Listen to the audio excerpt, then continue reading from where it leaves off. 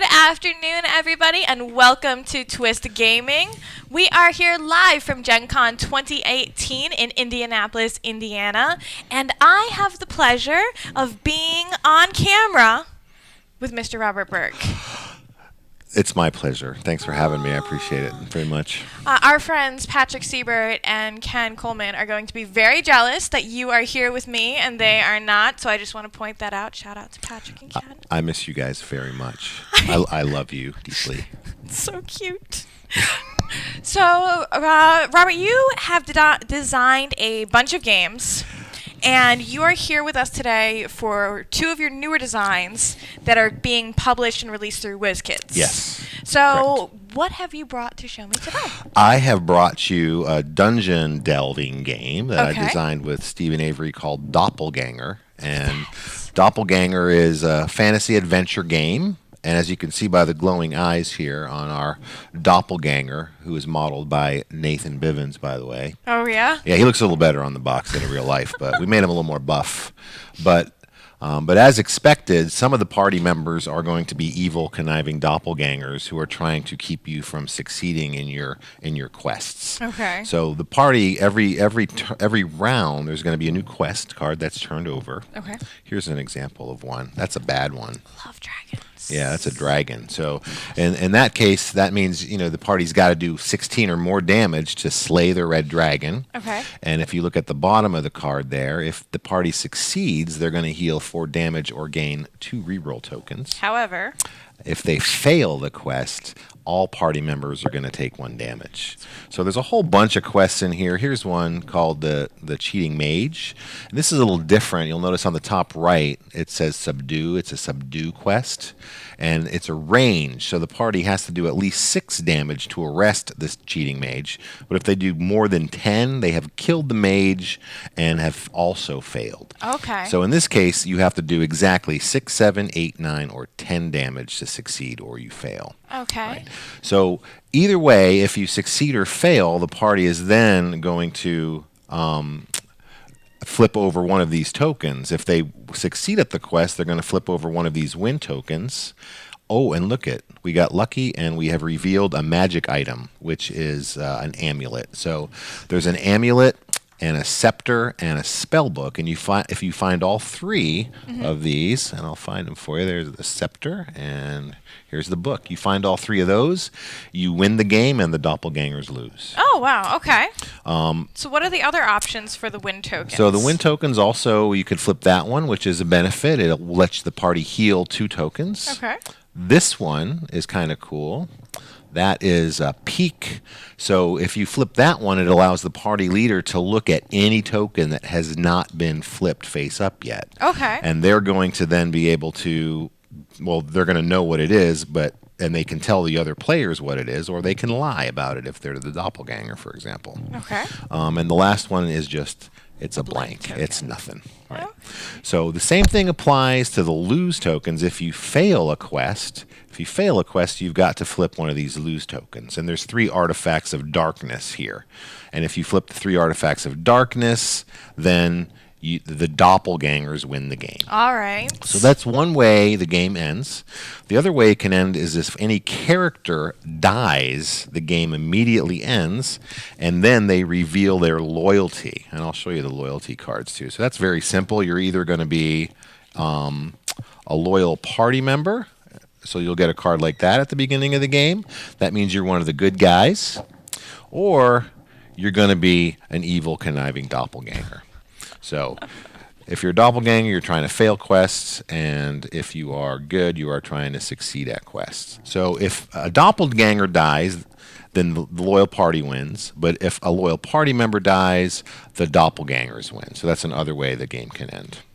So at the beginning of the game, you're going to pick a character, and I'll let you just go through some of these characters. Sounds good. You can just start going through them. So let's start with the bard. Yeah, the bard is modeled after my sister Tracy, and you can see on the top right, every character has a certain amount of hit points. So if you ever get damage equal to that number, the game ends and you're dead. So for 4 hit points, that's pretty...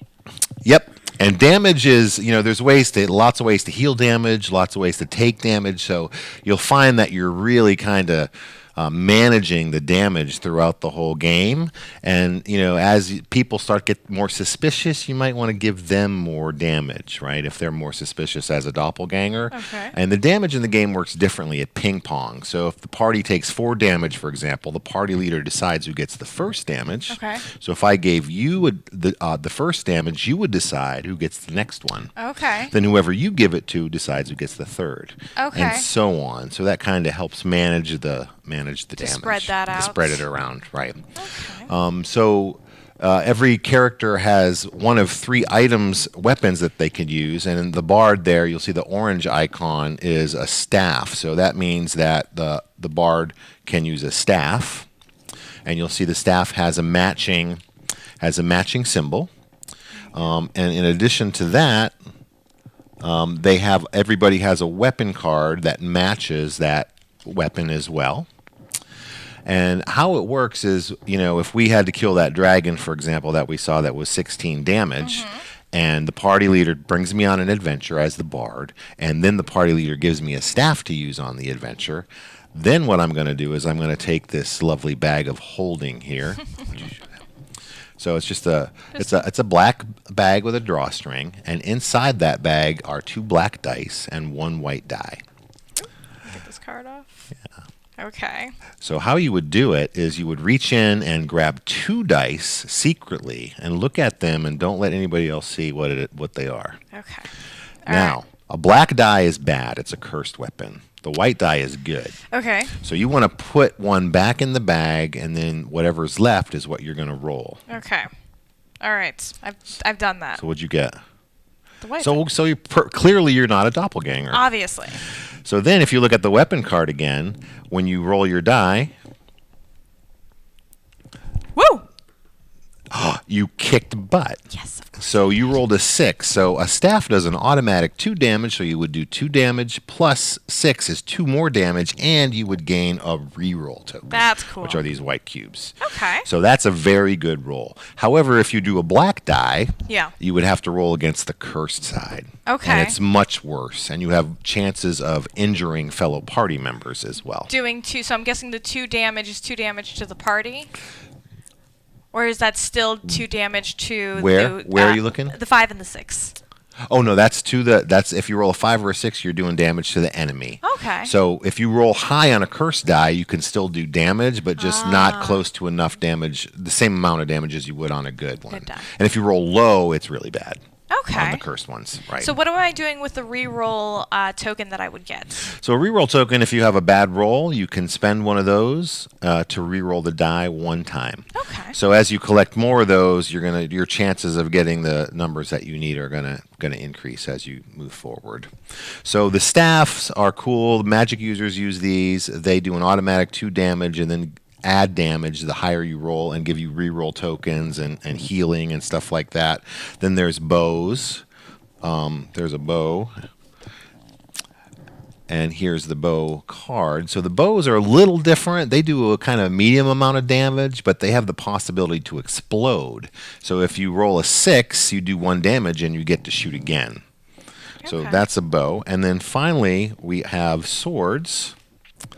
And swords are, the sword-wielding characters use these, and they do progressively more damage the higher you roll. Okay. So they can really do the most damage. Now, on the back of every one of these weapon cards is a dagger. So any character can use a dagger. Okay. And that's the purple one. Sounds good. All right, so I'll let you look at these item cards. There's also some other kind of cards in your deck. You're going to start the game with a hand of 5 of these item cards. So what do we got here? First was the enchant sword. Yep. So there's lots of spells in the game, and you can see that purple fireball symbol on the top indicates it's a spell. Any character can use a spell. So if I put a spell into the quest, it automatically impacts every other player that's on that quest. So in this case, everybody that plays a sword will do +2 damage. Okay. What else do we have? So it's like a here? buff. So you've talked about the bow. So this is the magic bow. Yep. So the magic bow works the same way as a regular bow, but it does an additional damage. Okay. Which so we've is got the pretty regular cool. bow, the dagger. Poisons are doppelganger's best friend. So poison, if any player is given a poison during a quest, the quest automatically fails. Okay. Here we go. An elixir, you just basically roll for an elixir, and if you roll an even number, you do 4 damage and heal 1 wound. But if you roll odd, you do 1 damage and heal 3 wounds. So it's beneficial no matter what, but it may not be exactly what you're trying to do. How about that wish ring? Wish ring is a spell. Anybody can use this, and it allows any character on the quest to re-roll their dice if they had a bad roll. But if they do and they roll a 1 or a 2, the quest fails. Okay. So there's lots of different little cool spells, and of course the weapons that you can throw in. So how it works is every player, there's gonna be a party leader. So let's say, for example, our bard here is the party leader. She's going to get the banner flag that indicates she's the party leader. And then she's going to, use these shield tokens here and place those on every character she wants to bring on that quest. Okay. So how many players does the game play? So how many people am I sitting down with right now? So you can play, the game plays 4 to 8 players. Okay. And the number of doppelgangers scales up the more players that you have, and they don't know each other. What about the shield tokens? Does that scale with your players? Yeah, there's 8 shield tokens. So the shield tokens just indicates who's going on a particular quest. It's just like a marker to tell you who's on that particular quest. Okay. So the party leader is going to decide who goes on the quest and give them a shield token.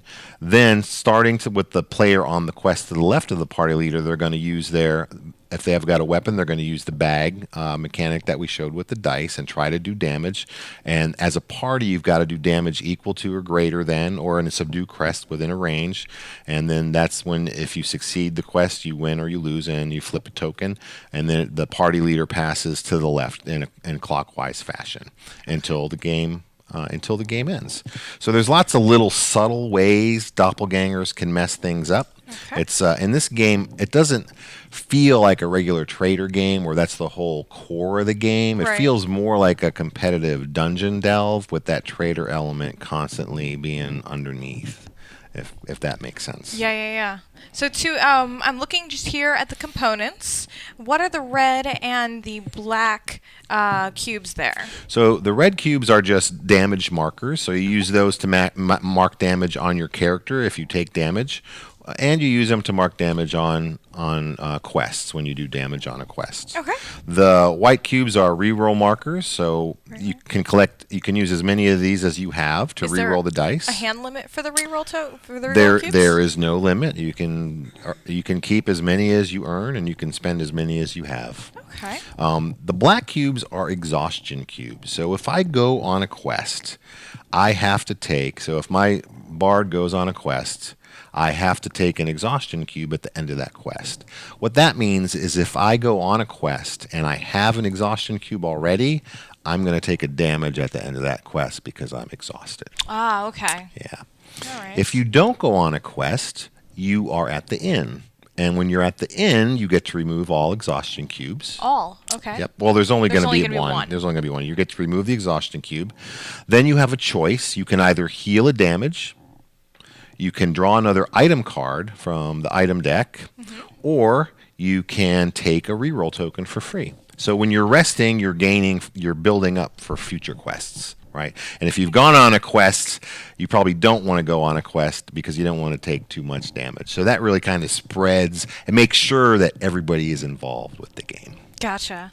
So what is is there a set number of quests that need to be completed in order for the party to... Well, I want to say the party to win, but they're still at the end of it. Even if the party completes all these quests, there's still the doppelganger versus the other team mechanic underneath of it. But are there a certain number of quests that get completed in the game? Well, the minimum to win the game would be if you successfully completed 3 quests and exactly found each of those artifacts.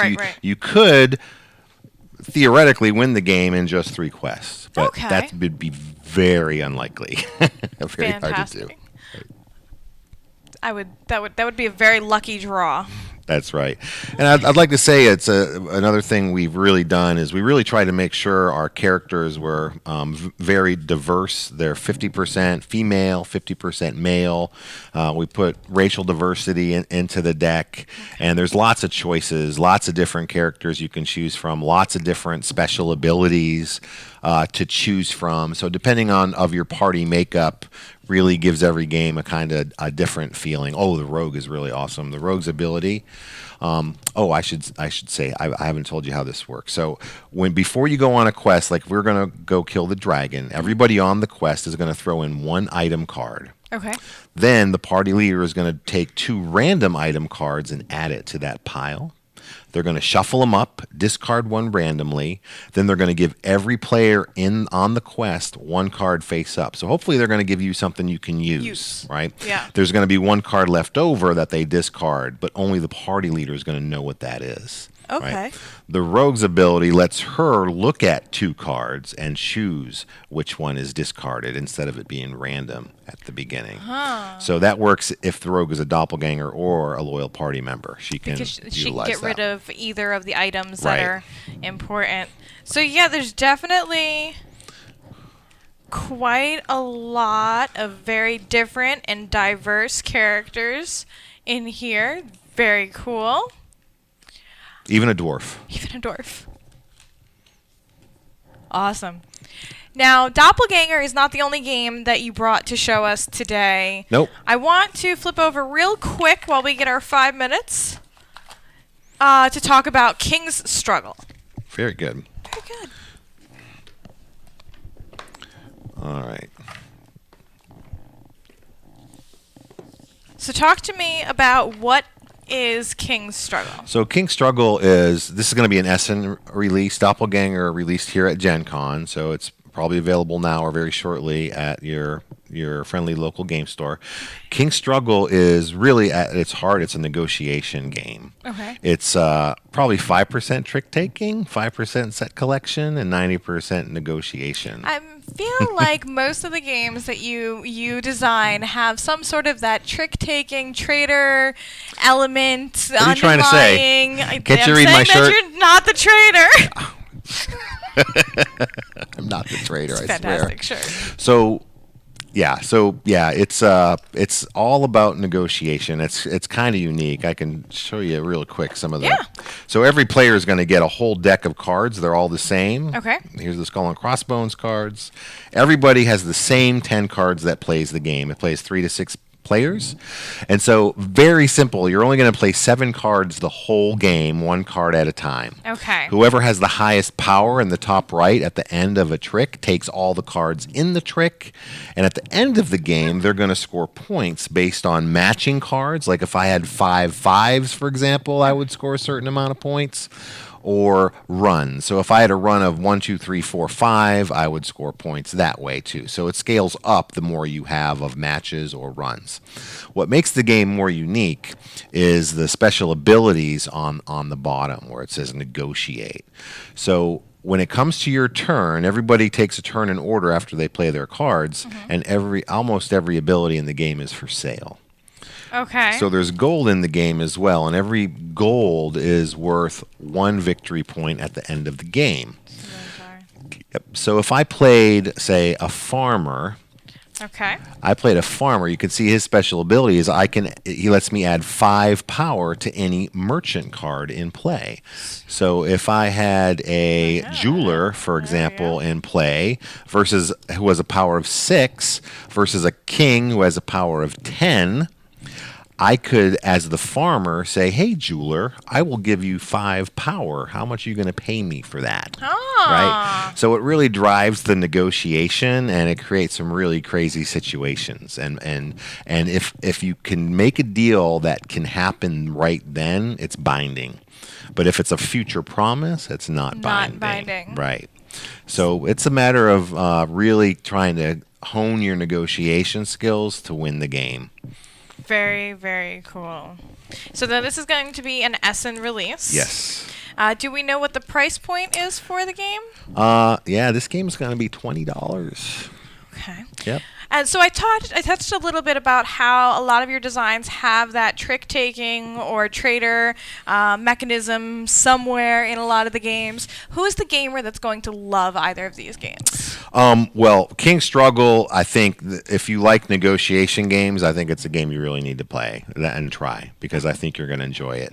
If you kind of like negotiation games, I think you want to try it too because it really kind of it's got some boundaries that help the negotiation along, Okay. which I think is helpful. Doppelganger, if you like if you like fantasy themes, Doppelganger really feels more like a role-playing game to me because you're really taking on your character and you're trying to pitch in weapons for each other to help each other, and there's lots of table talk, and then you're doing the actual battling and rolling dice. Yeah. So that's in there too. So it feels more like a role-playing game, but with that trader element. So, Underneath of it. yeah. So if you like fantasy role-playing, or if you like hidden trader games, then I think it's something you should definitely try. That's the folks I think are really going to like it. Awesome. Robert, thank you so much for coming by today to thank show you. me your games. I'm very excited. If our audience wants to learn more about these games or about you as a designer, where can I send them? For the games, I think Wizkids website, wizkids.com, is probably the best place to look at these games. For what I'm working on, actually, my website, you could go there, but I don't really maintain it. So the best place is my Facebook page. If you search for Robert Burke Games on Facebook, you can like my Facebook page, and that's really the best place because we've really got a good community there where we talk about a lot of stuff and post a lot of things, and that's the best place to find out what's going on for sure. Really cool. Thank you so Yeah, much for thank coming you. by. Appreciate I it, really Ann. appreciate your time. Thanks. And guys, stay tuned for more live coverage all day here at Gen Con 2018. Rock on. Bye.